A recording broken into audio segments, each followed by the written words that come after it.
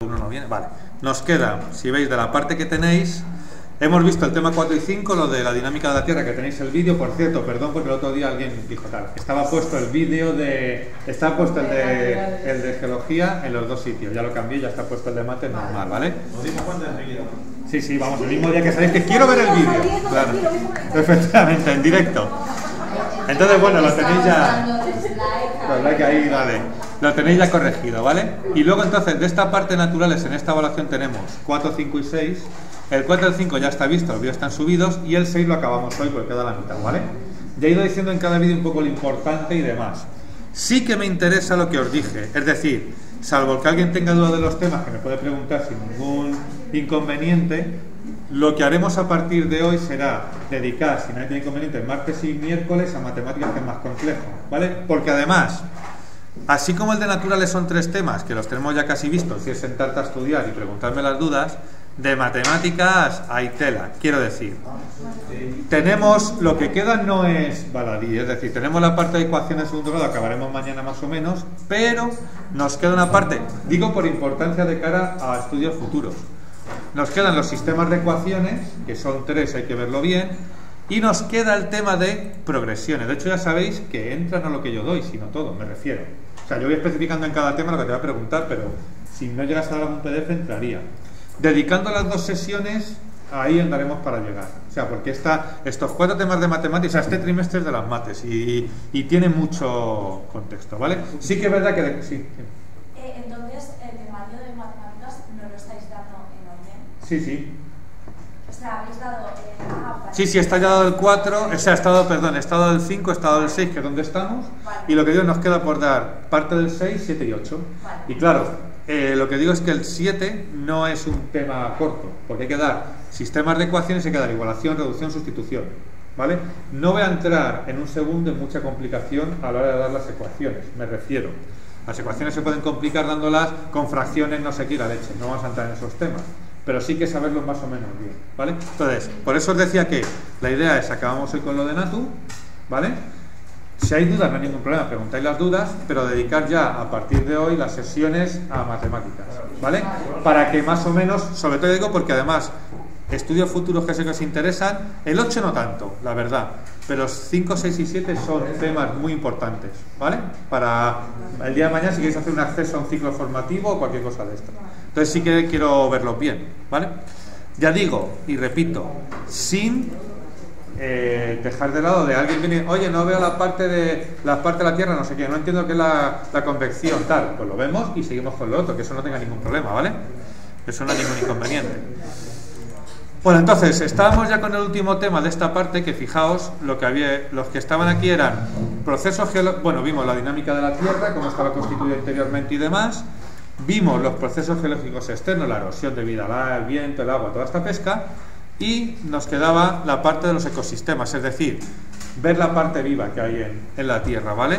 Estuvimos viendo los primeros puntos, ¿vale? Los seres vivos en el medio ambiente, un poco esto que ponía por aquí, ¿vale? Lo que era un ecosistema, la definición, los tipos que había, bueno, aquí tenéis lo que eran definiciones, ¿vale? Tal, hicimos los problemas que hay aquí. De cara al examen ya sabéis que no voy a preguntar cosas abiertas en plan de define, o sea, dime lo que sepas de ecosistema no sé qué, tal. Si acaso, si son cosas de escribir... Ah, ¿no? Ah, empezamos con... Ah, vale, vale. Ah, vale. Vale, vale. Ahí, he dicho ya hemos dado. Ah, bueno, leche, vale. Pues entonces lo vemos. Vale, vale. Pues lo vemos, yo creo que sí. Me sonaba, no sé qué dije el último día ya, que si no lo acabamos, pero bueno, vale. Lo vemos que no hay problema. Son temas un poco a desarrollar, pero ya digo que no voy a hacer preguntas abiertas en plan, explícame todo sobre. Serán definiciones o cosas de este estilo o ejercicios hechos aquí, ¿vale? Entonces, bueno, la parte que nos queda después de haber visto la parte del tema anterior, que era pues, la hidrosfera, toda esa pesca, nos queda la parte de los seres vivos, ¿vale? Y es un poco donde nos metemos ahora, ¿de acuerdo? Es lo que tenéis aquí como los ecosistemas, ¿vale? Entonces, bueno, tenéis aquí la vida que se desarrolla en una delgada capa de la Tierra, lo que decimos son 20 kilómetros de espesor, denominada biosfera, ¿vale? No solo estamos con la vida en la superficie, sino también hasta 20 kilómetros de profundidad, ¿vale? Pero, ¿Cómo? Juan, Dime. disculpa, es de la ecología que se encarga de los seres vivos, ¿vale? Y se encarga de cómo se relacionan los seres vivos, ¿vale? Como pone aquí, los seres vivos no pueden vivir aislados, ¿de acuerdo? Entonces tienen que vivir en comunidades que interaccionan entre sí, ¿vale? Entonces, eso vamos a ver qué forman los ecosistemas, ¿vale? Hay diferentes ecosistemas con diferentes equilibrios y es lo que vamos a ir viendo durante el tema, ¿vale? Básicamente aquí te definen dos tipos de ecosistemas, lo que es, o dos tipos de medios, lo que sería el medio acuático y el medio terrestre o aéreo, ¿vale? En ambos medios, como pone aquí, existen millones de especies, ¿vale? Y cada una está adaptada de una forma y se producen unos equilibrios entre ellos, ¿vale? ¿Qué es lo que se produce aquí? Lo que es una selección natural. Es decir, cuando en un ecosistema o en un medio se produce un cambio, en un ecosistema se produce un cambio, lo que va a suceder es que determinadas especies que no se adaptan van a desaparecer, ¿vale? Está lo típico que decían de la mar de jirafas de cuello largo, jirafas de cuello corto. Si el alimento en las zonas bajas se acaba, las jirafas de cuello corto mueren y las de cuello largo sobreviven, pues pueden comer de las de abajo y de las de arriba. Con lo cual es un poco lo que ven a ver ahí en esa selección, ¿vale? Entonces, entramos ya un poco en materia. Pone aquí, se denomina ecosistema al conjunto constituido por el medio físico, que es donde vive, ¿vale? El biotopo que se llama aquí, y por los organismos que viven en él, ¿vale? Viven en él en comunidad, ¿de acuerdo? Aparte también nos incluye las relaciones que se establecen entre ellos, es decir, tengo el medio físico, el medio donde está la parte de los seres vivos y las relaciones que influyen entre ellos. Por eso el ecosistema es un equilibrio. Un ecosistema con un individuo solo es difícil que establezca un equilibrio, pero cuando hay varios individuos, que es lo normal, se establecen equilibrios entre ellos, lo típico del depredador, la presa, ese tipo de cosas. Eso es, el ciclo de la vida, ¿vale? La ciencia que estudia este tipo de fenómeno se denomina ecología, ¿vale? Y entonces, como he visto antes, ¿qué tipo de ecosistemas tenemos? Dos. Los terrestres, que se asientan en el suelo y están influidos por las características climáticas, y los acuáticos, cuyo entorno principal es el agua, ¿vale? Aquí, efectivamente, puede ser la salinidad, puede ser la concentración, vamos a ver diferentes factores que afectan a los ecosistemas, ¿vale? De hecho, nosotros lo que estamos haciendo, y se dice fundamentalmente, es que estamos cambiando los equilibrios del ecosistema, ¿vale? Por ejemplo, un lago, bueno, pues es un ecosistema acuático, ¿vale? De agua dulce, más o menos transparente, con el fondo cubierto de sedimentos. En él viven desde plantas acuáticas hasta muchos organismos, gusanos, insectos, ¿vale? Tenéis ahí diferentes tipos de ecosistemas. Una estepa, pues es un ecosistema donde se asientan suelos pobres, ¿vale? Con largos periodos de sequía y precipitaciones escasas, ¿vale? Son zonas un poco desérticas. Viven plantas y animales que soportan estas condiciones, por ejemplo, el esparto, el tomillo, bueno. No hace falta, por supuesto, que aprendáis las especies que viven en los diferentes ecosistemas, ¿vale? O sea, simplemente que sepáis un poco lo que es la definición y los diferentes que hay, ¿vale? Un árbol, pues también es un ecosistema, ¿de acuerdo? Tiene humedad, tiene componentes, el propio árbol, como alberga diferentes seres vivos, incluyéndose él, pues es un ecosistema también, ¿vale? El biotopo, ya sabéis que es el lugar o el medio físico del ecosistema en el que se desarrollan los seres vivos, ¿vale? Está constituido por un sustrato, que puede ser agua, suelo, rocas, y por condiciones físicas y químicas del medio, ¿vale? Los factores ambientales determinan ese biotopo, ¿vale? Cómo se va a desarrollar. Y podemos tener principalmente tres, ¿vale? Que son la luz, el agua y la temperatura, ¿vale? ¿Uno de otro? Es que el biotopo forma parte del ecosistema. El ecosistema es todo, lo físico, el biotopo, los animales y sus relaciones, ¿vale? Y el biotopo es dentro del ecosistema donde están los seres vivos anclados, ¿vale? Entonces, porque claro, imagínate, pues yo que sé, hay zonas donde no puede haber vida, vida, en casi todas hay vida, pero digamos, por ejemplo, determinados animales no pueden sobrevivir. Por ejemplo, en Río Tinto no hay peces, porque el pH del agua es brutal, pero hay bacterias. Entonces ahí había un biotopo donde las bacterias pueden sobrevivir, pero los peces no, dentro de un ecosistema mayor, que sería todo el entorno, ¿vale? O sea, es una parte donde están los seres vivos, ¿de acuerdo? Lo que decía, los principales factores ambientales que influyen en el biotopo son la luz, el agua y la temperatura, ¿vale? La luz, principalmente para los organismos fotosintéticos, y condiciona la situación del ecosistema, ¿vale? El agua sobre todo para el desarrollo de organismos. ¿Cómo? Ahí no lo pone, pero bueno, porque disuelve nutrientes, por ejemplo, para las plantas, porque en nuestro caso de los seres vivos hidrata y las reacciones interiores se producen en agua, por ese tipo de cosas, ¿vale? Y la temperatura pues condiciona el grado de calor o frío dentro de los seres vivos, ¿vale? También, aparte de entrar en otras cosas más complejas como las evaporaciones del agua, además, y los ciclos acuáticos y ese tipo de cosas, ¿vale? Pero bueno, fundamentalmente eso, ¿vale? Fijaos, aquí tenéis, ¿veis? Aquí tenéis el ecosistema, aquí lo tiene muy bien Gladys. Tienes el ecosistema y tienes el biotopo. ¿Qué es el biotopo? El medio donde viven las especies. Es decir, si tú quitas los seres, no seres vivos, pero bueno, si quitas los seres vivos que hay aquí en el ecosistema, nos quedamos con el biotopo, ¿vale? Y la biocinosis es los seres vivos que hay, ¿vale? No hay que andar con esos nombres. No, es todo. El ecosistema es seres vivos, medio en el que están, es decir, biotopo, y las relaciones que se establecen entre ellos. O sea, un ecosistema es que el zorro se come a conejo, no sé qué, que tienes allí las encinas tal, que de repente gusanos, ¿sabes lo que te quiero decir? Es un ecosistema, ¿vale? El biotopo es, si yo de ese bosque saco todos los seres vivos y me quedo solo con el bosque tal y cual, ¿vale? Y el biocenosis son los seres vivos que vienen ahí, pues el zorro, el conejo, el pájaro, el gusano. ¿Me explico? O sea, el ecosistema incluye algo que no es tangible, que son las relaciones tróficas. Es decir, que un bosque, que aquí todos los animales, sigue siendo un ser vivo. Pues claro. Pero un desierto no. Un desierto no, claro. No puede ser un ecosistema, ¿no? A ver, es que en el desierto sería un ecosistema desde el punto. Los animales, claro, sí, si quitas animales, plantas y demás, sí. Si quitas seres vivos, sí, efectivamente eso. ¿Vale? Porque el ecosistema además necesita de relaciones entre ellos. Si no están, no hay relaciones entre ellos. ¿Vale?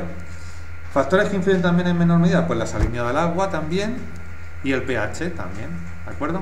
Esto, bueno, un poco que lo sepáis.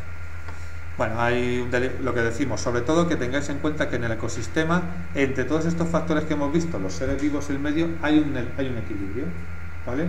Es decir, hay especies que devoran a otras, que si desaparecen esas, como pasó antes, desaparecen los conejos, hay menos zorros. ¿Por qué? Porque no tenían alimento.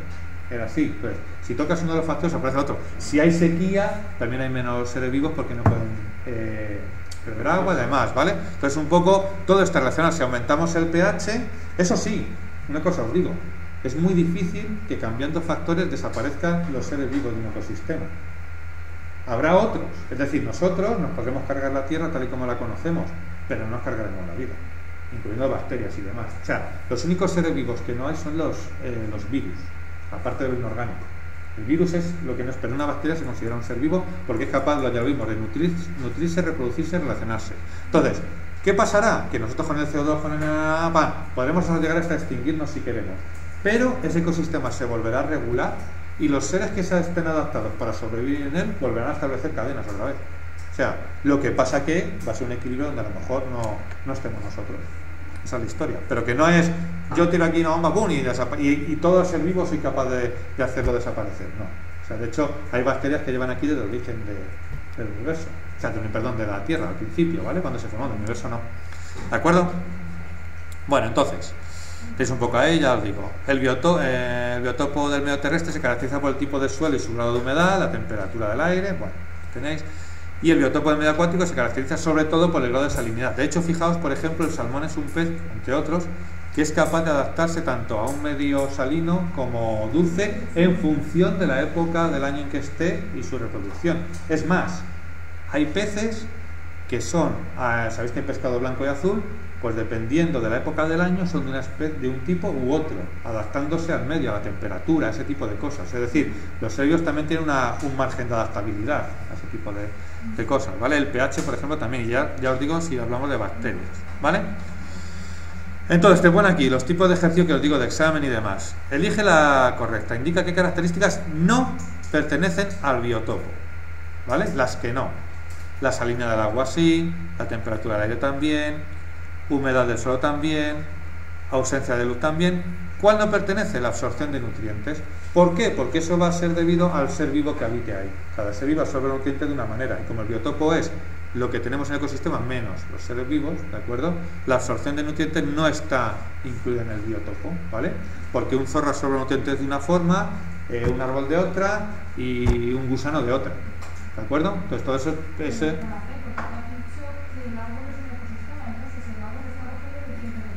sí. Claro, a ver, es un ecosistema en sí mismo donde, ahí si mirásemos el biotopo que tiene, probablemente habría que ver qué tipos, o sea, no tienes un ecosistema en plan de tengo la cadena trófica completa, de los gusanos no sé qué, Sí, claro. Sí, pero es un ecosistema que dentro tendrá un biotopo que se va formando bien. Por ejemplo, imagínate que en ese árbol de repente en la rama no sé qué, que han vendido o más bien un gusano, por ejemplo. Un gusano que vive en la parte muerta de un árbol, suponte, ¿vale?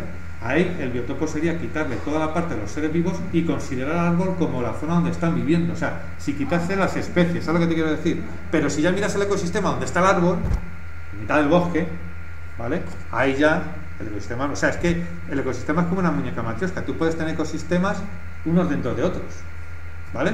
De hecho, en nuestro organismo, pues el intestino es un ecosistema donde viven unas bacterias. Porque si tú cambias el pH, lo matas, ¿vale? Y nosotros pertenecemos a un ecosistema mayor, y así. O sea, son como uno dentro de otro. No hay un ecosistema único o global, sino que dependiendo a qué nivel de escala te estés moviendo, obviamente el ecosistema de un bosque será mucho mayor que el de un árbol. Pero claro, mientras se den seres vivos que viven en un lugar y que se relacionan entre ellos de una manera, aunque sea mediante la depredación, es un ecosistema. Y en el árbol, claro, tiene gusanos, tiene pájaros que se comen los gusanos, en fin. Un poco esa es la historia, ¿vale? Lo que pasa que, lo que te digo, son ecosistemas más reducidos, ¿vale? Nosotros aquí vamos a ver ecosistemas sin dudas, es decir, un río, un bosque, no sé qué, ese tipo de cosas, un lago, ¿vale? No vamos a entrar en el ecosistema que vive en Tajatán. Ya, de hecho hay ecosistemas hasta a nivel microscópico, ecosistemas de bacterias, de hongos, ¿vale? Entonces ahí no vamos a entrar, porque además en los hongos también viven otros, eso ya no, o sea, más allá ya no, porque todos nos volvemos locos, ¿vale? Claro, es que es así. Entonces no, ecosistemas generales. Un ecosistema que no hay, o sea, si yo te digo, diferénciame, si yo te pongo diferénciame un biotopo, te pondré algo de este estilo, es decir, donde veas claramente dónde están los seres vivos y dónde no, ¿vale? O sea, de aquí te quedas con la roca, el agua y la tierra, punto, se acabó, ¿vale? Todo lo que no respire me lo vas a quitar fácil del dibujo, ¿vale? Pero como plantearía la pregunta, si te quitamos los animales, el mismo árbol, para poder estar allí el árbol, es que está siendo un ecosistema sin que haya ningún ser vivo, solamente el árbol. Pero es que el árbol no forma parte del biotopo. El árbol está fuera del biotopo. O sea, el bosque, quitando los árboles y toda la materia, o sea, las plantas respiran. No, pero me refiero yo que si tú quitas los animales... ¿Vale? Pero vamos, ya digo, si puse algo de esto en el examen sería claro lo que quitas, lo que no respira lo quitas y punto, incluyendo las plantas que respiran. Vale, explica la frase, el todo ecosistema es más que la suma de las partes, biotopo más biocenosis, perdón. Aquí lo que te está diciendo es, fijaos que el ecosistema, ¿vale? Es más, o sea, un ecosistema no es solo el biotopo, que es la parte inerte, y la parte viva, por decirlo así. Es lo que os decía, el ecosistema incluye algo más. ¿Qué incluye? Las relaciones entre ellos, ¿vale? Es decir, el ecosistema es biotopo más biocenosis o comunidad más las relaciones que hay entre ellos. Es decir, si yo pusiese seres vivos en una zona, en un biotopo, y no hubiese ninguna relación entre ellos, ni de, suponeos, imaginadamente, ni de comida, ni de nada, ahí no habría un ecosistema. Pero para que sea un ecosistema tiene que haber unas relaciones, ¿vale? ¿De acuerdo? Y que yo, por ejemplo, nuestras comunidades de vecinos ya no son ecosistemas porque ya ni te saludan, pasan, claro, ya pasan de todo, entonces no, ¿vale? Por tanto, eso es lo que quiere decir que el ecosistema es más que esas dos cosas, ¿vale? Incluye lo que os decía del principio, esa parte no tangible que son las relaciones, ¿vale? A veces no, las comunidades de vecinos no son ecosistemas, ¿vale? Entonces, una vez visto el biotopo, vamos a la biocinesis, que recordad que es la parte de los seres vivos, ¿vale? Entonces, lo que pone aquí, los individuos aislados tienen pocas probabilidades de sobrevivir. Por este motivo se agrupan formando con otros individuos de una misma especie, ¿vale? Eso es importante. Se denomina población al conjunto de los individuos de una misma especie, ¿vale? O sea, una población no es el conjunto de animales de una zona. A ver si soy capaz. Tienen que ser, para que hablemos de población, tienen que ser de una misma especie, ¿vale? Viven en un determinado lugar, pero no vale que me digas que una población son los zorros y los conejos que viven en el Monte del Pardo. No. Los zorros son una población, los conejos son otra población. Los dos vivirán en el Monte del Pardo, pero son poblaciones diferentes, porque la población requiere que sean de la misma especie, ¿vale? ¿De acuerdo? Por ejemplo, la población de garzas en una laguna, vale, perfecto, ¿de acuerdo?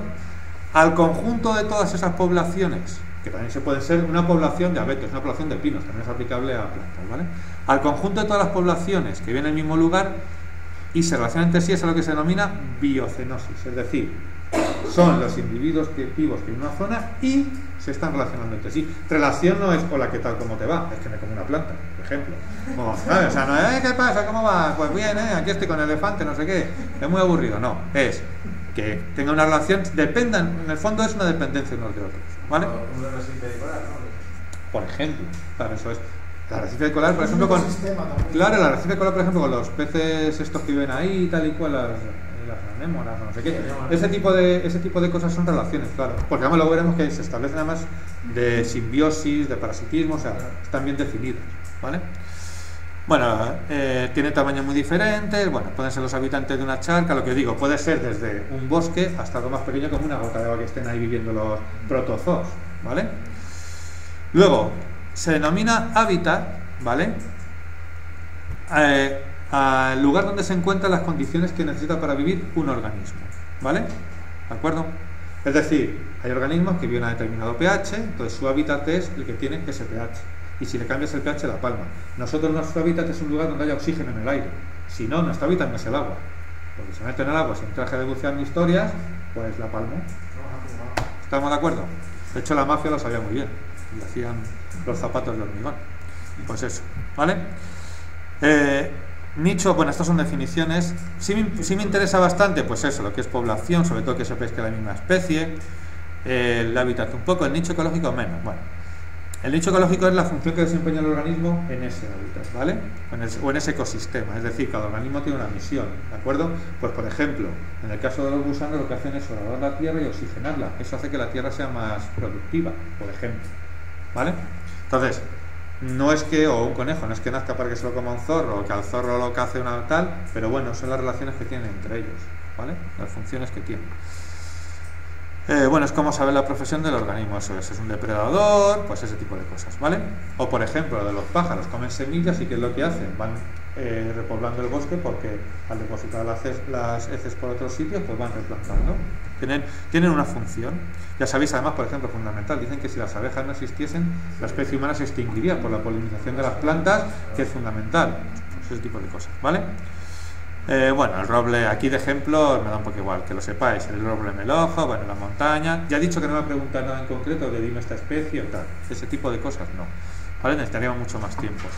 El zorro, por ejemplo, su hábitat son las zonas boscosas, aunque también se encuentra en zonas abiertas, excava madrigueras en el suelo y oculta durante el día. Bueno, su función de depredador, pues eso, un poco la historia que tiene, la estrella de mar, lo que tenéis ahí, ¿vale?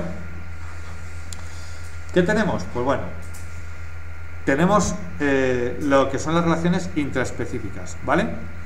¿Qué son las intraespecíficas? Las relaciones que se establecen entre organismos de la misma especie, o sea, entre una población, ¿de acuerdo? No entre distintas poblaciones, no es la población del zorro que se come la población de conejos, es dentro de la población del zorro las relaciones que se establecen entre ellos, dentro de la población de conejos entre ellos. ¿Sabéis? Que habla de, por ejemplo, la de los lobos, que está muy estudiada, el macho alfa, no sé qué, ese tipo de cosas, ¿vale? Que viven ahí en esas poblaciones. Bueno, pues es el típico de relaciones que existen. Entre las que hay básicamente, bueno, hay relaciones beneficiosas, pero también las hay perjudiciales.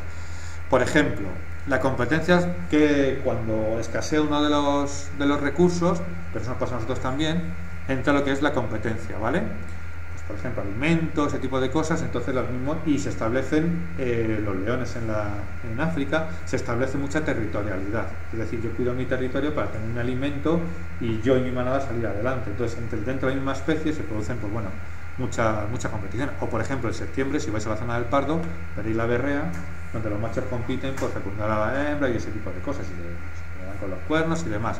Un poco es, sobre todo, y detrás de todo esto lo que está inmerso es el que mis genes perduren. Que mis genes perduren, no los míos, los de la individuo. No, los míos no me inyectando, pero sí, la especie es eso, toda la procreación se lleva a cabo, es, cuando lo vimos en la fecundación, es que mis genes perduren. Entonces lo que quiere el ciervo que está allí tal o el gamo es ser el que tenga descendencia. Y si el otro lo deja, pues va a tener, porque dice que se lo reparta, no, porque es competencia. Entonces el alimento y demás es escaso, ¿vale? Bueno, lo que tenéis aquí, dentro de la competencia, lo que os decía, la reproducción, la dominancia social, el macho alfa, todo ese tipo de cosas, ¿vale? También es verdad que se producen asociaciones, es decir, se sabe que asociándose se prolifera mejor. Entonces, hay más facilidad para la caza si cazas en grupo, la defensa frente a depredadores, la reproducción. Es verdad que, por ejemplo, la reproducción por aproximación de los sexos, pero bueno, también se produce, recordad que en la reproducción había una mezcla de genes, y esa mezcla a veces era beneficiosa porque producía individuos más fuertes. Bueno, eso también tiene que ver con esto un poco, ¿vale? Que dicen, a esta hembra pues la han fecundado varios machos. Bueno, pues a lo mejor se produce un cruce de genes ahí que da lugar, pues eso, a una especie que es a lo mejor más fuerte, a lo mejor no, pero posiblemente sí, ¿vale? El cuidado de la protección de las crías, por ejemplo, ya sabéis que los leones, las leonas, que solamente las cuidan las crías, las leonas son como una familia, es decir, entre ellas se cuidan los cachorros mutuamente. Y son las que cazan. Y son las que cazan también, sí. Bueno, el león es que se ocupa más o menos de la procreación y sobre todo de mantener el territorio, que es su función, ¿vale? Pero eso, que a lo mejor la leona deja las crías, pues no otra va a cazar, y eso lo tiene muy establecido, ¿vale? O por ejemplo, las comunidades de las más organizadas que hay, pues las hormigas, las abejas, son comunidades muy organizadas, ¿vale? Bueno, la competencia entre individuos de una misma especie actúa como un proceso selectivo. Al final es lo que te digo, es el gamo que se va, o los leones, por ejemplo, se ve cuando los leones empiezan ya a ser muy viejos y tal, automáticamente viene un joven que le dice boleto, porque ya entra otra raza genética y se van a morir a otro sitio. De hecho, la manada los aísla un poco, es lo que hay, ¿vale? Los llevan para allá y ahí sí. Estos están solos, ¿eh? Hay un reportaje bastante triste y bueno que es sobre los leones de África y trata eso, sobre los leones que han sido los reyes de la zona y de repente, al ser mayores y tal, se ven apartados. Porque claro, al ser mayor defiendes peor la zona y aquí lo que interesa es tener gente que la defienda bien. Entra el jovencito que dice, boleto. Es así. También ellos, cuando son los fuertes, a las crías también les dan caña, ¿eh? O sea, y pueden hasta incluso expulsarlas si son competencia, ¿eh? ¿Vale? Bueno, aquí hay tipos de asociaciones intraespecíficas. Bueno, ¿cómo se agrupan? Pues puede ser colonial, ¿vale? Esto es importante, la reproducción colonial viene de reproducción asexual, es decir, pues por ejemplo, la bacteria además que se reproduce por bipartición, o sea, aquí no hay dos individuos de distinto sexo que se cruzan e intercambian material genético. Entonces, por ejemplo, una colonia de hongos, una colonia tal, son seres de bacterias. Pero colonia como tal es sobre todo, no, de hecho, tú tienes la abeja reina, que es la que tiene los soldados. Claro, los demás son soldados y que están a su servicio, claro, y ya está. Pero hay que poner los huevos. ¿Vale? Pero bueno, sobre todo las colonias se ven más en seres en microorganismos, bacterias y todo ese tipo de cosas, ¿vale? Facilita la captura de alimentos, es lo que te digo, una bacteria aislada poco, si tienes un conjunto, una colonia de bacterias, facilita el que tengas alimentos, ¿vale? Familiar, pues la componen individuos emparentados entre sí, generalmente los progenitores y las crías, pues es lo que decíamos de leones, ese tipo de cosas, ¿vale? Facilita la procreación y el cuidado de estas. Son ejemplos de familias, pues las aves, mamíferos, algunos, no todos, ¿eh? ¿Vale? Luego estatal, estos individuos que proceden de una hembra fecundadora, lo que decíamos. Presentan una diferenciación anatómica y fisiológica, lo que decías tú de las abejas. Las abejas, las hormigas, esas están dentro de la estatal, ¿vale? Y luego la gregaria, que son individuos que tienden a vivir juntos con el fin de ayudarse mutuamente, que esas son las que veremos ahora, los distintos que hay, ¿vale? Lo hacen las abejas y las hormigas que dependen de la estatal, ¿cuál sería un ejemplo de la colonial? De la colonial, que te digo, bacterias, ese tipo de cosas, bacterias, virus, sí. Son sobre todo reproducción asexual, es decir, no hay una mezcla, sobre todo bipartición. Yo pondría el ejemplo que te digo, bacterias es el más típico.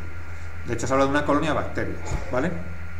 Ya digo, virus no, porque no son individuos vivos. Es decir, lo que está pasando en China ahora mismo con el coronavirus no se habla de esta tania de esto porque no son individuos. Un virus es un ser muerto, ¿vale? Porque no es capaz de reproducirse. Tiene que matar una célula para hacerlo. Por eso no se considera un ser vivo. Vive dentro del organismo, ¿verdad? No es que vivan, es que no viva. Es lo que hace es un trozo de ADN que no tiene capacidad de duplicarse. Tiene que inyectarle una célula, que esa célula se lo fabrique y matarla. Entonces necesita una célula para reproducirse. Con lo cual, claro, si por ejemplo un virus morirá el día que todas las células desaparezcan, porque no va a tener donde reproducirse. Una bacteria no. Una bacteria desaparece las células y puede, por ejemplo, fotosintética, fabricar comida y tal y cual. Un virus morirá, porque no tendrá donde reproducirse. Bueno, si va por bacteria, claro, pero si no, no. De hecho, cuando tú mueres, el virus no muere contigo porque se encapsula, pero deja de reproducirse, ya se acabó. ¿Vale? Vale. Entonces estas serían un poco las relaciones que hay intraespecíficas. Luego, interespecíficas son las relaciones que se dan entre individuos de diferentes especies, ¿vale? Aquí ya las típicas, pues la depredación, por ejemplo, ¿vale? Es una de ellas. Aquí, importante, pues el parasitismo. Fijaos, el parasitismo es... No sé si está por aquí mutualismo, sí, comensalismo, vale. No sé si está aquí la... Que no quiero daros uno que no esté. No, bueno, pues de lo que está. Vale. El parasitismo, ¿qué es? Es una relación entre dos seres vivos donde uno se perjudica. Uno se aprovecha. Efectivamente. Que se montan un árbol encima del otro y salen como- Por ejemplo, o lo típico son en el Amazonas, por ejemplo, a los árboles se les pegan ciertas enredaderas que lo que hacen es incrustarle como unas raíces y le quitan la savia y secan el árbol. Secan el árbol. ¿Vale? O por ejemplo, ahora las palmeras aquí también que tienen un bicho en España que se las va por dentro, un gusano, pues también. No, las encinas de España se lo he visto yo, las encinas hay una vida que no me gusta. O un hongo también, a veces son por hongos también, que un hongo acaba con ellos. Los pinos también han pasado por este. Las sanguijuelas son parásitos. Las sanguijuelas son parásitos que te causan daño, claro. Sí. ¿Vale? Esa sería relación, ya digo, que uno sale perjudicado. Luego está el mutualismo. Aquí las dos especies tienen beneficio. Por ejemplo, en nuestro caso el mutualismo se puede dar, bueno, aquí, eso es, que yo no lo había digo, sí. Cuando dos especies no pueden vivir de forma separada, eso es un mutualismo brutal en la simbiosis. Es decir, la simbiosis es un mutualismo donde si una de las especies no está, el otro muere. En nuestro caso, por ejemplo, con las bacterias. Si nosotros no tuviésemos las bacterias que tenemos en el intestino o en el tracto digestivo, no podríamos hacer la digestión y moriríamos. Entonces, no todas las bacterias son malas. O, por ejemplo, tenemos muchas bacterias, y lo sabemos bien, que nos defienden de hongos. De ahí que cuando te den antibiótico a mansalva, están matando las bacterias malas y las buenas, entonces tus hongos proliferan. Candidiasis en la boca, y tienes que tomar, pues eso, medicamentos para matar los hongos, porque tú ahora mismo tienes bacterias que las mantienen a raya. ¿Por qué? Porque la bacteria se alimenta del medio en el que está nuestro y a cambio nos protege de sus organismos. Es así. Con el medio ácido que provocan, ese tipo de cosas. ¿Vale? Aquí tiene varios ejemplos. Luego, el comensalismo es una relación en la que la especie, el comensal, obtiene un beneficio de otra sin que ésta tenga ningún perjuicio, ¿vale? Permaneciendo, o sea, es decir, lo que os decía, el parasitismo es, una está perjudicada, el mutualismo es, las dos se benefician, y siendo el caso más extremo la simbiosis, porque si uno desaparece muere, y el comensalismo es en el que una especie tiene un beneficio sin perjudicar a la otra, ¿vale? Es raro, aquí, por ejemplo, aquí el pez rémora que se alimenta de los restos de comida del tiburón. Yo siempre había pensado que el rémora comía parásitos del tiburón, pero bueno, debe ser que no. ¿Vale? O por ejemplo, el cangrejo ermitaño se aprovecha de la concha vacía de una especie. ¿Vale? Eso sí. ¿Vale? Yo lo de la rémora siempre pensé, pues siempre había entendido que se comía los parásitos del tiburón. Y de hecho creo que es lo que hace. Yo creo que es eso, no ¿no? se alimenta de sangre ni... Claro, entonces yo siempre había oído que iba con él, entonces que yo lo había oído más como simbiosis, el tiburón se beneficia, que le quita los parásitos, y también además la rémora tiene protección del tiburón. Es así. ¿Vale? Bueno, entonces aquí tenéis, ¿qué tipo de relación se establece entre una garrapata y un perro? Pues es un parasitismo, claro. ¿Vale? Porque depredación no, comensalismo tal, y además ya no solo porque le quite la sangre esté perjudicando, sino porque puede transmitir además enfermedades. O sea, y enfermedades mortales para el perro. ¿Vale? Selecciona las opciones relacionadas con el nicho ecológico del lobo. Es decir, el nicho hemos dicho que es la forma de comportarse, las funciones que tiene el lobo en el entorno en este caso. Entonces, ¿el lobo qué es lo que va a hacer? Pues excava madrigueras, tiene hábitos nocturnos, el lobo amamanta a sus crías, sí, no sé por qué no está puesto. Amamanta a las crías, pues todos. No, perdón, no. Porque el hecho de que viva, eso, que tenía hasta aquí, el hecho de que viva en páramos y bosques no es algo que, no es una función que tenga el que esté realizando. Viva allí, pero no, las anteriores sí. Digamos que es el comportamiento, ¿vale? Y aunque ese sea su ecosistema, no es... Así, mamá las crías, sí. Sí, eso sí. Sí, tiene la mama, sí, es un mamífero. ¿Vale? Relaciona las asociaciones con sus tipos, ¿vale? Entonces teníamos el estatal, que había hecho por ejemplo un hormiguero, la gregaria, que es un banco de peces, la colonial, que son los corales, por ejemplo, y la familiar, que son los elefantes con sus crías, ¿vale? O sea, recordad lo que decía un poco. La estatal tiene un poco la historia de que cada individuo tiene una función incluso hasta morfológicamente definida. La gregaria es que se asocian momentáneamente y luego cada uno va a su rollo, pues por ejemplo el banco de peces se mueve momentáneamente normalmente para cazar más alimento y para que los depredadores se confundan más a la hora de coger uno. La colonial, que lo que decíamos eran reproducciones asexuales, es decir, como le pasa a los corales, y sobre todo para captar mayor alimento. Y la familia, pues eso, de progenitores y las crías, que es lo que le pasa con los elefantes, ¿vale? ¿De acuerdo? Es un poco eso lo que sucede, ¿vale? Entramos un poco en qué le sucede a los seres vivos cuando están en los ecosistemas. Bueno, pues hay determinadas adaptaciones, ¿vale? Son adaptaciones normalmente enfocadas a la supervivencia de la especie, ¿vale? Puede darse que se van adaptando, pues yo que sé, pues a medida que están en el medio realizando determinada función, o también por azar naces con esa mutación y esa mutación resulta que es beneficiosa y entonces tiras para adelante, ¿vale? En un medio más hostil, por ejemplo, ¿vale?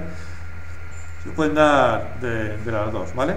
Entonces, las adaptaciones pueden ser de tres tipos, pueden ser anatómicas, las alas de los aves, la dentición, bueno, ese tipo de cosas, de comportamiento, las migraciones de las aves, y fisiológicas, ¿vale? Por ejemplo, al principio los seres no eran capaces de capturar oxígeno, posteriormente sí. Bueno, pues fueron un tipo de adaptaciones fisiológicas que tuvieron que tener lugar, ¿vale? Si no captaban oxígeno, ¿cómo? Porque eran anaerobias. Hay muchas bacterias, claro, hay muchas. Eso ya es más no seres vivos, más o sea, no seres vivos como conocemos de mamíferos y tal, sino seres vivos a nivel de bacterias. Hay bacterias que viven sin oxígeno perfectamente. De hecho, si les das oxígeno, agua oxigenada, por eso el agua oxigenada las mata. Eso es, ¿vale? Bueno, entonces, principales características que permiten adaptarse o las que se tiene que adaptar un organismo vivo son en un medio acuático y terrestre. Entonces, en el medio acuático, pues fundamental, la salinidad. Eso es fundamental. Es decir, los que tengáis acuarios, ya tienen acuarios, la salinidad de la pecera es importantísima. Claro. Más que pH, eso va por otro lado, pero lo que es la salinidad, ¿vale? La concentración de sales, ¿vale? Pues, los ríos tienen sal también disuelta, ojo. Lo que pasa es que en pequeñas cantidades. La movida en el mar es que a los mares llegan todos los ríos con las sales disueltas y allí se acumula toda. Pero el río la lleva. De hecho, la sal del mar proviene de las aguas dulces que han llevado. Entonces, claro, todas las aguas tienen sales, excepto las... Los diré. Ahora no lo diré. ¿Las aguas del Bromurgo? No, coño, esa ya destilada. El agua destilada. El agua destilada es el agua en la que le han quitado sales, ¿vale? Entonces, de hecho, fijaos, pues en la costa, por ejemplo, el agua del grifo es súper dura y se forma la costita esta blanca, que es carbonato cálcico normalmente, carbonato de calcio, que la cal, es carbonato de calcio, ¿vale? Aquí en Madrid es menos común por el tipo de agua, ¿vale? Pero bueno, la salinidad es eso, ¿vale? Y la salinidad sobre todo afecta porque lo que hace es que el individuo pierda o gane agua. Es decir, el agua siempre va a ir a la zona con más sal.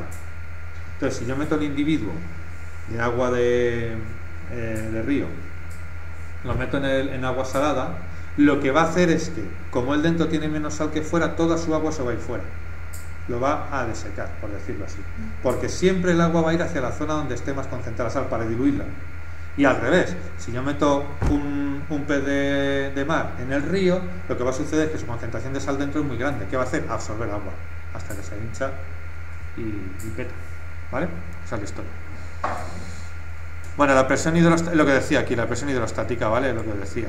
La mayoría de las plantas tienen una concentración de agua que le da una presión, ¿vale? Y eso va a depender un poco de la densidad del medio, de la cantidad de sales que hay, ¿vale? Sí, es la debida, la presión hidrostática es la que tiene algo por tener agua encerrada. Es decir, tú coges un globo, lo llenas de agua y no lo aplastas por la presión hidrostática, porque tiene agua dentro que está empujando hacia afuera. La presión hidrostática es altura por densidad partida por una constante, que es la de Puede ser. ¿Has visto?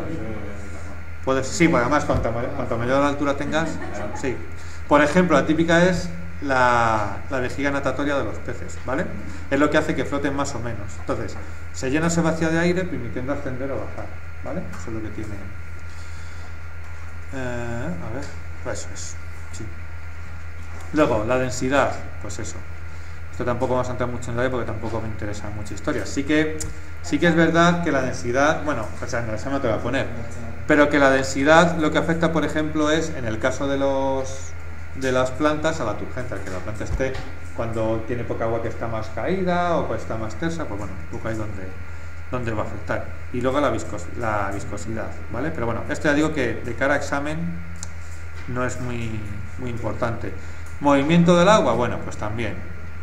Caparazones, demás, que lo veáis un poco, pero tampoco me interesa mucho, ¿vale? A la respiración, eso sí es importante, la característica de la respiración, que esto lo que hace es, por ejemplo, los peces pueden respirar el oxígeno que está disuelto en el agua por las branquias, que son zonas muy capilarizadas, donde, es lo que os acordáis, nosotros cuando respirábamos el oxígeno llegaba a los bronquios, donde estaban los alveolos, que era la zona donde intercambiaban los gases. Bueno, pues aquí los alveolos son las branquias. En las branquias directamente el agua está intercambiando el oxígeno con el pez. Claro. Y fijaos lo que pasa con las temperaturas, que si vais en verano a un río veréis que todos los peces están aletargados en la sombra. Porque lo que hace la temperatura, lo que hace el sol es, cuando aumenta la temperatura del río, el agua, el oxígeno se evapora. Y entonces al pez le cuesta más respirar. Y se va a zonas sombrías, donde hay más oxígeno. Un poco eso es lo que sucede. Nuevamente os las digo, pero tampoco va a ser cosa que os pregunten en el examen. Medio terrestre, pues principales adaptaciones, pues protección contra la desecación. Si lo leáis, pues algunos animales incluso se entierran durante largos periodos de tiempo en charcas y demás hasta que vuelva a llover. No, es lo que digo, no te va a poner este tipo de cuerpo, ¿vale? Sostén del cuerpo, pues bueno, claro, hombre, es que esta parte es un poco que la sepáis, pero no, ya he dicho que no va a poner preguntas a desarrollar, y esto es para decirme, dime las características de no sé qué. Pues hombre, no es lo suyo, ¿vale? Sostén del cuerpo, lo que decía, disponer de elementos de sostén, dando que su peso no talla con, bueno, porque lo mismo, el esqueleto, las extremidades, que lo podéis leer un poco y ya está, ¿vale? Es importante protección de la variación de temperatura también. Aquí es importante, por ejemplo, la variación de temperatura, el agua. Si no estuviésemos formados por agua, palmaríamos, porque tendríamos una variación de temperatura brutales. Entonces, el agua tiene la característica de absorber grandes cantidades de calor sin aumentar mucho su temperatura. Eso es importante. Entonces, nosotros gracias al sudor no nos achicharramos. De hecho, un golpe de calor viene cuando no eres capaz de hacer esta función ya. Cuando tu organismo no es capaz de asimilar más calor, entonces ya empiezas a elevar la temperatura y se eleva la temperatura de los órganos hasta luego. Me vio el año pasado o hace 2 años un chavalí que estaba en el campo trabajando por un golpe de calor. Claro, entonces un golpe de calor te puede dar, normalmente se dice a las personas mayores porque tienen menor retención de líquidos y demás, pero un golpe de calor y es muy complicado revertirlo, mucho. O sea, cuando ya... ¿Pero cuál es la temperatura máxima que podemos aguantar? Hombre, vamos a ver. No, podemos aguantar Que nuestro cuerpo máxima, es decir, depende del tiempo, eso es como todo. Pero en torno a, por encima, ya mucho tiempo, de 40 grados y demás, por eso cuando la fiebre llega a los 40 es urgente y hay que bajarla. 38 la mantenemos. Eso me refiero a la temperatura corporal Claro, del cuerpo. es que depende del tiempo, es decir, el cuerpo a partir de 40 grados en una exposición muy larga, que tú estés varios días de 40 grados, empieza a ser peligroso. Porque no solo, o sea, es decir, tan mal es un pico de 50 grados como estar a 40 grados 4 días. Ahora el cuerpo humano puede irse adaptando a ese tipo de temperatura. Por ejemplo, personas que todo el tiempo se mantienen en unas temperaturas altas porque es un sitio muy caluroso. Pero no es que se mantenga, si tú le tomas a la temperatura probablemente no pase de 36 grados, 35. Lo que sí desarrollan son métodos, pues sudar, no sé qué, métodos para evaporar. De hecho, normalmente la gente que vive en zonas muy cálidas son morenos, de piel y de pelo. Y los que viven en zonas menos cálidas son rubios o piel clara. ¿Por qué? Porque el pelo refleja, el pelo absorbe la luz. Entonces el pelo moreno absorbe la luz y no llega a calentar la cabeza. Mientras que el pelo claro lo que hace es reflejar la luz hasta que llega a la cabeza. Entonces bueno, son más o menos, ellos no se van a adaptar a vivir a tener mayor temperatura, se van a adaptar a vivir con mayor temperatura. De hecho, claro, lo típico es, no creo yo que por ejemplo, pues en Brasil, en Copacabana, el plato de la playa sea un cocido madrileño. Pues claro, librarte del calor de fuera más el de eso, flipa. Entonces, son así, ¿vale? Protección del proceso de reproducción, por ejemplo, la fecundación es interna, ¿vale? Mientras que en un medio acuático, por ejemplo, es externa, ¿vale? Es lo que tenemos ahí, un poco. Adaptación a la respiración aérea, bueno, pérdida de branquias, un poco lo miréis y veis lo que hay, ¿vale? No me entretengo más porque tampoco es algo en lo que vaya a hacer hincapié, ¿vale? Una pregunta de las branquias. Yo lo que he visto... El animal que respira por branquias, la cuestión es, el animal respira por branquias lo que necesita, bueno, movimiento o moviendo las branquias. Lo que necesita es un flujo de agua continuo. Entonces, si está quieto y mueve estas, más o menos lo tiene en reposo, pero si nada o se mueve, todavía circula más. Entonces lo típico de pesco un pez muy grande que ha estado una hora luchando con mí, no sé qué tal, lo saco, como lo deje depositar en el agua probablemente se muera. Lo que hay que hacer es moverlo mucho para que se oxigene bien, porque dejarlo con la respiración solo porque las branquias cuando se abren lo que hacen es absorben, pero claro, cuando ha tenido un periodo de tanto ejercicio está muy exhausto, entonces si lo dejo puede llegar a fallecer, ¿vale? Dice, el salmón es un pez ¿cómo es? Eurialino, porque, bueno, esto tampoco lo voy a preguntar, lo podéis citar, pero vamos, ya os pongo yo porque vive en el mar y en el río, que lo puse, pero no es una pregunta de examen, ¿vale? Bueno, ¿verdad o falso? Los embriones de los reptiles no están protegidos por cubiertas impermeables. Falso. Los embriones de los reptiles están protegidos, pues luego salen y lo quitan, pero sí, vienen protegidos. Sí, por eso. Claro.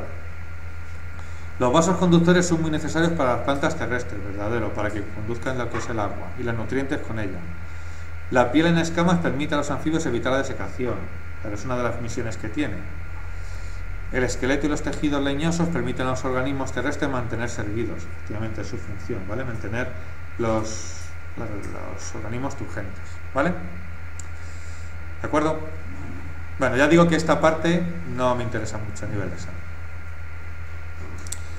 Y entramos en lo que son ahora veremos lo que son las relaciones en el ecosistema, ¿vale? Y dentro de ellas, cómo el funcionamiento del ecosistema, cómo se ven relacionados los diferentes individuos que viven. La mayor relación que se da son los niveles tróficos. ¿Qué es el nivel trófico? El nivel de comida, o sea, el de depredador y presa, ¿vale? Es decir, lo que tenéis aquí, por ejemplo. Tenemos, eso sí que hay que diferenciar, importante, esto sí. El productor, consumidor primario, consumidor secundario y consumidor terciario. Es decir, si hiciésemos una pirámide, en la parte superior, en este caso, estaría la serpiente, que se come a la rana, que se come a la mariposa y que la mariposa se alimenta de la flor, ¿vale? Nosotros estaremos con la serpiente. Así. Es que hay algunos que dicen, sí, hay algunos que dicen que el ser humano es el que está más elevado en la cadena trófica, sí, pero vete a la sabana y a ver qué te hace un león. ¿Sabes? O vete aquí, hace unos años aquí en el Safari Park creo que fue, estaban dando de comer a los leones, un cuidador cayó y formó parte de... Entonces, quiero decir, aquí se supone que estaríamos dentro de los superdepredadores, ¿no? En cuanto a que, bueno, pero vamos, que veis, aquí está los consumidores, aquí tenéis un poco la historia, superdepredadores, consumidores terciarios, los secundarios, primarios y los productores. Simplemente que sepáis que hay una cadena, un poco el orden que sigue, ¿vale? Poco que está, ¿cuál es el orden? Tampoco te va a decir, ¿la rana es secundaria o terciaria? Pues no, ¿vale? Poco esa es la historia. Pero sí, por ejemplo, fijaos que los productores son todos los vegetales, ¿vale? Un poco lo que hay ahí, ¿vale? Aquí te pone un nivel trófico, está constituido por los organismos que obtienen la materia y la energía de la misma forma, ¿vale? Lo que decimos aquí.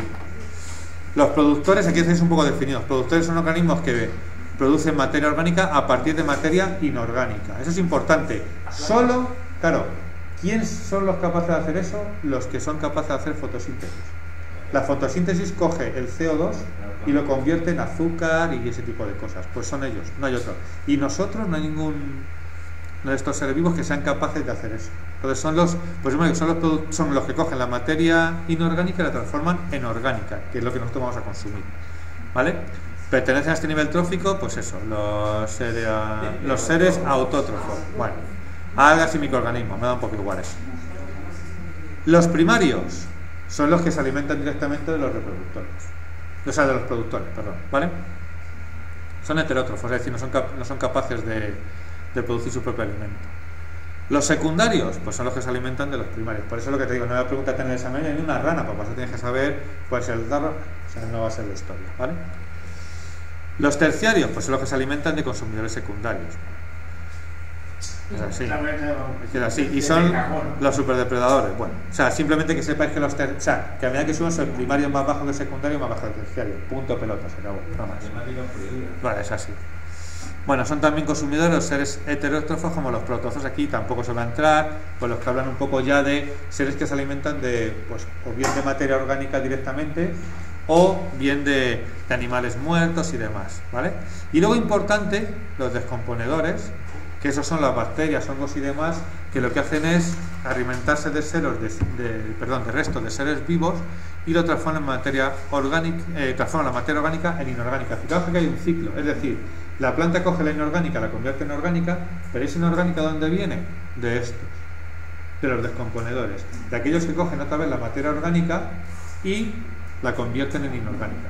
Ese es el ciclo.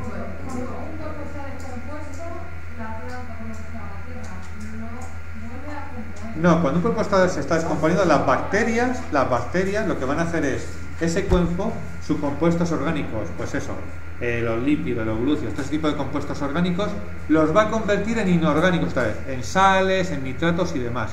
Y esas sales y nitratos son las que cogerá la planta y las convertirá en alimento para los seres superiores.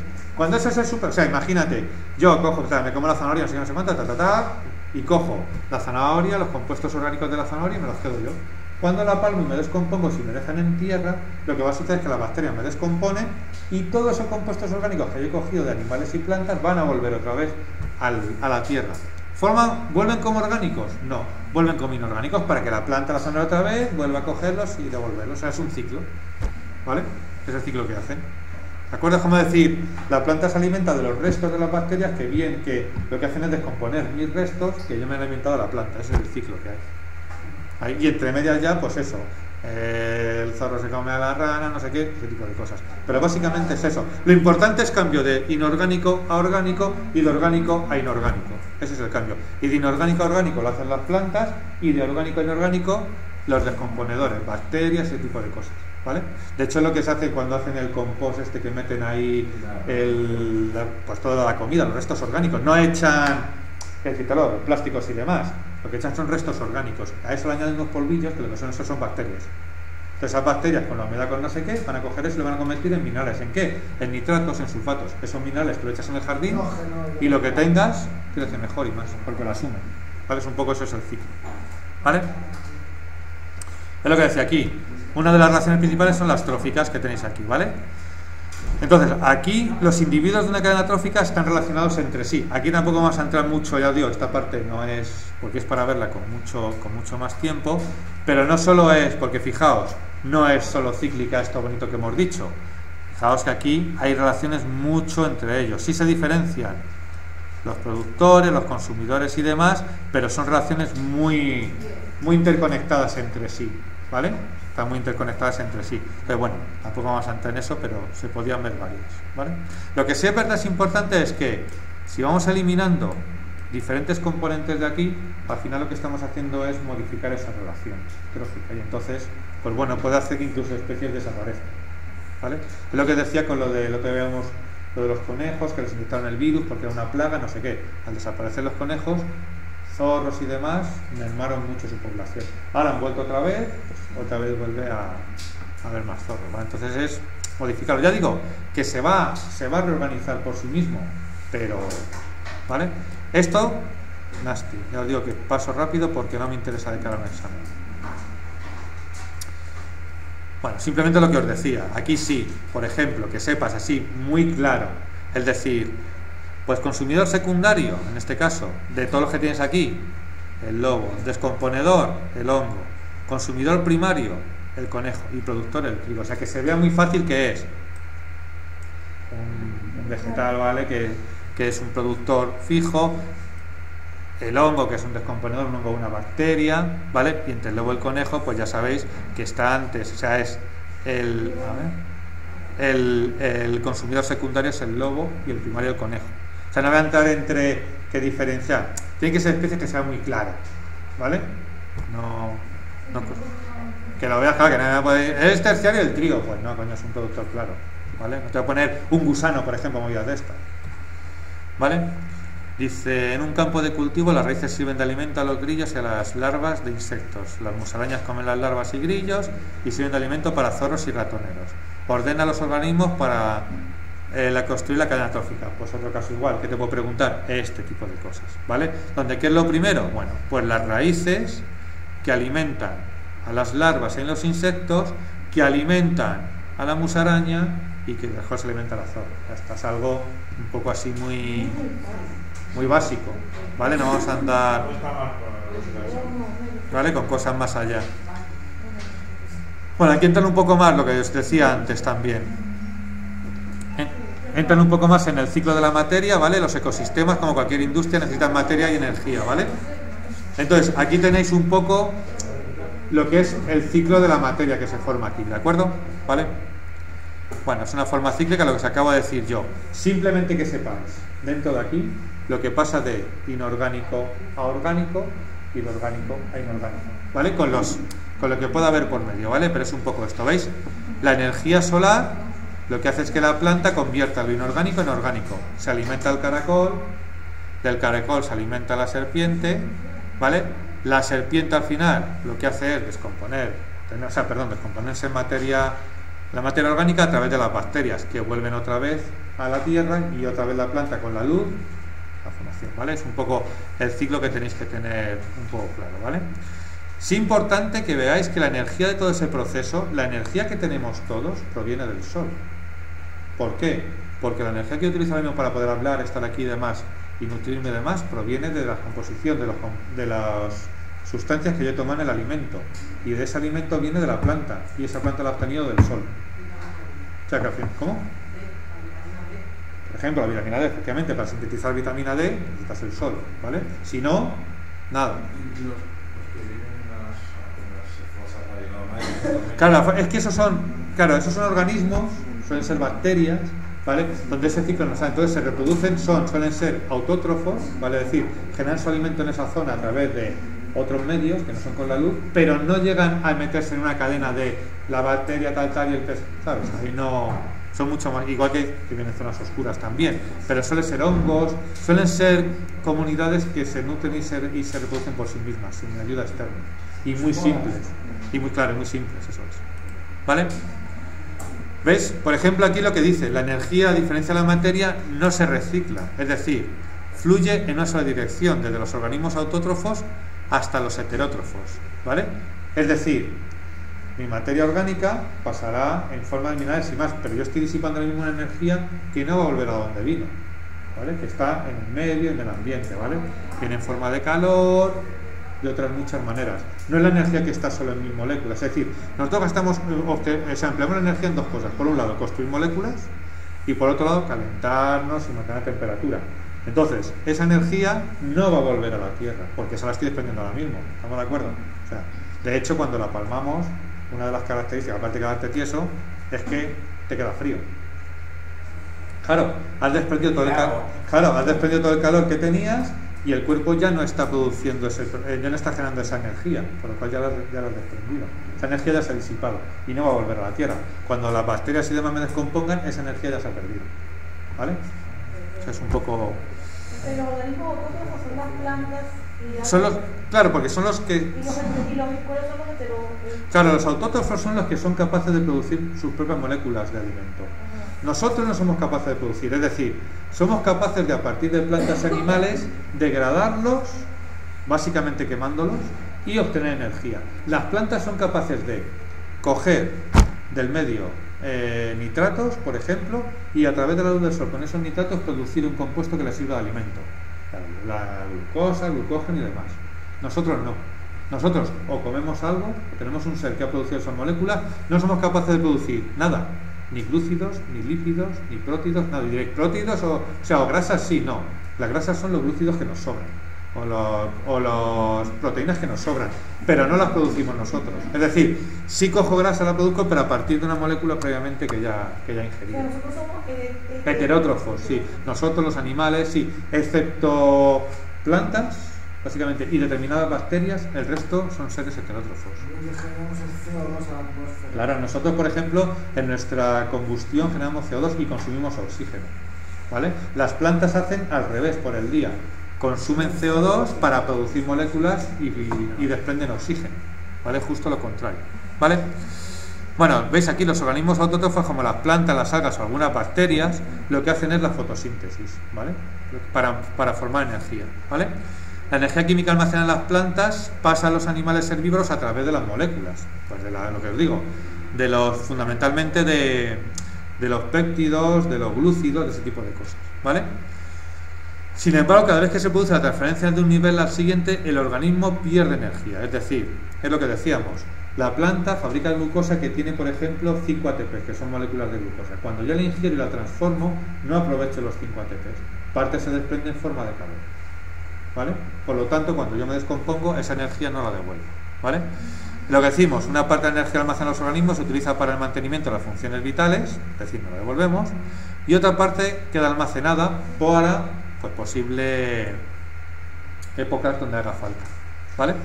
Es un poco eso, ¿veis? Flujo de calor. De hecho, eso se nota mucho en una habitación cuando hay muchas personas, el calor aumenta, ¿vale?